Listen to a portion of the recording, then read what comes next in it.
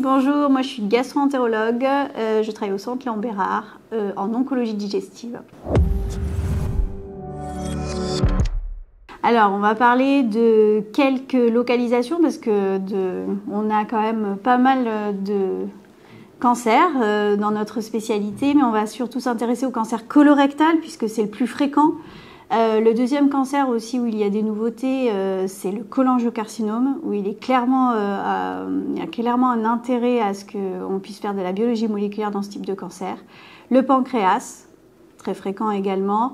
Et puis les dernières choses, on en parlera peut-être à la fin, c'est sur les cancers œsogastriques, où là on n'a pas beaucoup de moléculaire pour le moment, mais peut-être à l'avenir.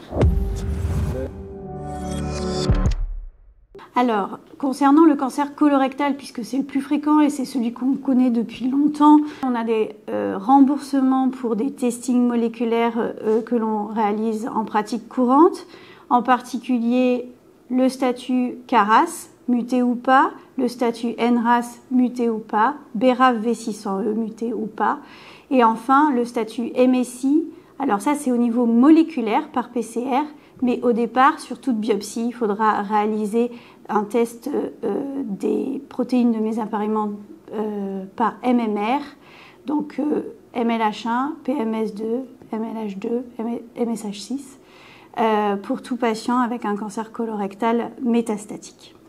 Alors HER2, ce n'est pas recommandé en pratique courante. On n'a pas d'autorisation de mise sur le marché pour le moment pour des inhibiteurs HER2 ou des anticorps monoclonaux qui ciblent HER2. Cependant, le HER2, il est plutôt surexprimé pour des patients qui ont des cancers colorectaux RAS wild type. Donc c'est plutôt sur ces patients-là qu'il faudra éventuellement envisager un testing moléculaire un peu plus poussé sur les patients, donc en effet colorectaux avec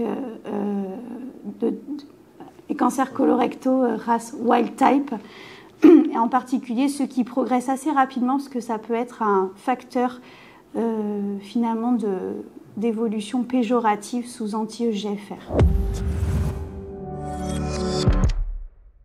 On a deux options thérapeutiques de thérapie ciblée, en particulier les anti-VEGF pour les patients qui ont une mutation KRAS ou NRAS et des anti-EGFR pour les patients RAS wild type. Pour les patients BRAF V600E mutés, on a en deuxième ligne des inhibiteurs de BRAF associés à des anti-EGFR, cetuximab, encorafenib en deuxième ligne de traitement. Alors, les cancers des voies biliaires, il y a beaucoup d'altérations moléculaires targetables, ciblables. En particulier au niveau de la vésicule biliaire, on a plutôt, on peut avoir dans 10 à 15% une amplification de HER2. Donc, ça peut se faire soit par immunohistochimie, mais également par biologie moléculaire. Et pour tout ce qui est cancer de type cholangiocarcinome intrahépatique, c'est là où on a beaucoup de cibles potentielles.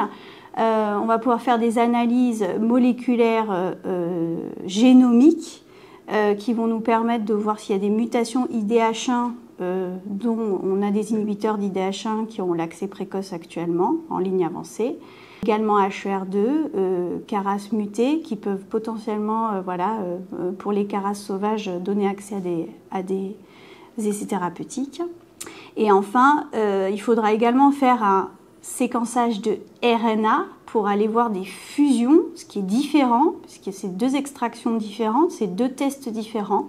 Et donc, pour rechercher une fusion de FGFR2, où là aussi on a la possibilité d'avoir un accès à ce type d'inhibiteur, eh bien, il faudra faire un séquençage RNA associé. Donc, il faut pas mal de matériel pour le cholangiocarcinome aujourd'hui. Donc, biopsier correctement les patients, ça peut permettre de pouvoir cibler des altérations. Concernant les inhibiteurs d'IDH1, on a l'ivosidenib, et concernant les inhibiteurs de FGFR2b, on a le futibatinib.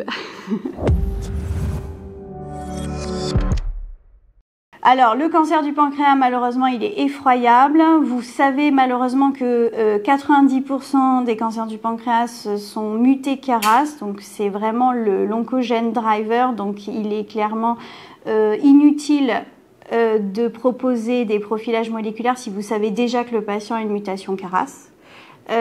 Par contre, pour tous les races sauvages, c'est-à-dire les 10% autres, ben là, on peut avoir des fusions NTRK, on peut avoir d'autres mutations avec des essais thérapeutiques à leur proposer éventuellement. Et enfin, il ne faut pas oublier, et ne surtout pas oublier que grâce à l'étude POLO avec l'Olaparib, tous les patients qui ont un cancer du pancréas métastatique doivent voir un oncogénéticien pour un testing de la recherche de mutation BRCA1 ou 2 en germinal. Donc, envoyez vos patients chez l'oncogénéticien si le patient a un cancer du pancréas métastatique. Donc là, c'est clairement, on n'est pas dans le moléculaire. Pour le moment, on est sur de la protéine, on est sur de l'immunohistochimie. Donc vous avez des marqueurs qu'il faut absolument demander pour chaque patient. C'est les protéines du MMR, que l'on fait de manière systématique. 10% des patients qui ont un cancer œsogastrique de type adénocarcinome peuvent être MSI, et donc c'est quand même intéressant de leur proposer de l'immunothérapie.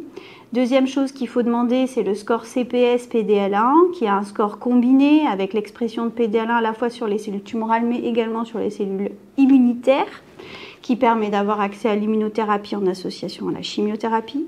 Le statut HER2, j'en en parle pas, mais évidemment, il faut le statut HER2 pour pouvoir cibler cette molécule.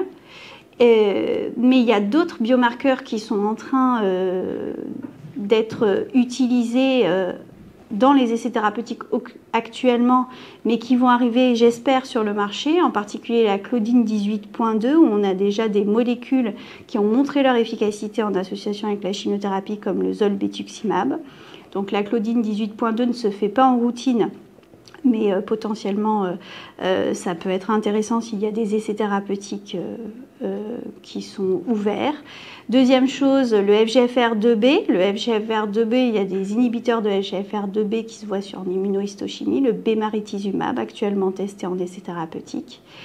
Et donc, voilà, pour le moment, on a beaucoup d'immunohistochimie, finalement pas beaucoup de biologie moléculaire, mais peut-être que ça sera une tendance à développer dans l'avenir pour ces malades. Concernant les programmes disponibles au Centre Léon Bérard, les patients qui sont en bon état général avec un cancer du pancréas métastatique peuvent être testés au niveau de l'ADN tumoral circulant pour regarder justement le statut RAS, mais également le BRCA muté en périphérique, et qui peut potentiellement, s'il y a une mutation BRCA, les rendre éligibles à des premières lignes. Donc c'est l'étude Génopanc, c'est du screening moléculaire.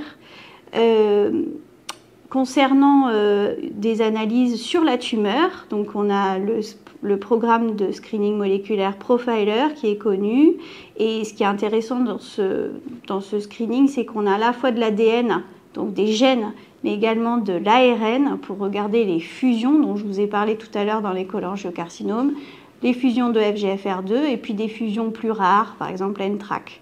Donc ça permet en effet de pouvoir sélectionner des patients pour des essais. Donc si je devais choisir les patients à privilégier, globalement ce sont les patients qui ont des cancers de type cholangiocarcinome, que ce soit des voies biliaires mais également en intrahépatique, Génopanc pour le cancer du pancréas métastatique, les patients qui ont un cancer colorectal RAS wild type et non RAS muté. Les RAS mutés, on regarde les mutations KRAS G12C essentiellement, où on a des molécules, mais pour le reste, il me semble que c'est pas très intéressant de faire de l'analyse moléculaire supplémentaire. Et enfin, les œsogastriques, vu qu'on a beaucoup d'avancées dans l'avenir, il me semble que c'est important de pouvoir les séquencer également dans le cadre de Profiler. Si vous avez déjà fait d'autres programmes de profilage moléculaire importants, ça ne vaut pas le coup de renouveler, sauf s'il n'y avait pas assez de cellules tumorales qui ont été extraites. Je pense que ça n'a pas vraiment d'intérêt. Et en effet, vu qu'on a beaucoup de patients qui ont des cancers RAS mutés dans le tube digestif, clairement, ce ne sont pas des patients à séquencer chez ces malades-là. On sait que l'oncogène driver est le KRAS, donc ça ne vaut pas forcément le coup. On ne trouvera pas de coaltérations qui seront ciblables de manière efficace en médecine personnalisée aujourd'hui. Alors, il y a plusieurs choses. Concernant les cancers colorectaux, aujourd'hui, il y a beaucoup de travaux qui se font sur l'ADN tumoral circulant et en particulier pour les patients qui viennent d'être opérés pour éventuellement choisir si oui ou non on va pouvoir proposer une chimiothérapie adjuvante, ne pas surtraiter les malades qui n'en bénéficieraient pas, ne pas sous-traiter les patients où il faudrait potentiellement et qui pourront en tirer bénéfice. Donc, il y a des études en cours sur de l'ADN tumoral circulant pour voir de la maladie minimale résiduelle en post-opératoire. Donc ça, c'est des choses d'avenir et ça va être sur du moléculaire, mais sur la biopsie liquide. Et puis, d'un point de vue plus biologique, mais également peut-être, j'espère, nous aidera dans notre vie de tous les jours de faire des panels peut-être un peu spécifiques. L'œsogastrique, je vous ai parlé de beaucoup de biomarqueurs qui se font sur la biopsie, qui se font donc en immunohistochimie. Il faut beaucoup de lames. Donc, on espère également, via le moléculaire, essayer de trouver des marqueurs qui pourraient nous permettre de dire mais probablement que le patient il a une surexpression de la claudine 18.2 ou du FGFR2, etc. Donc c'est sûr que je n'ai jamais totalement corrélé. Il n'empêche que pour le moment, ça reste ouvert, la question reste ouverte. Donc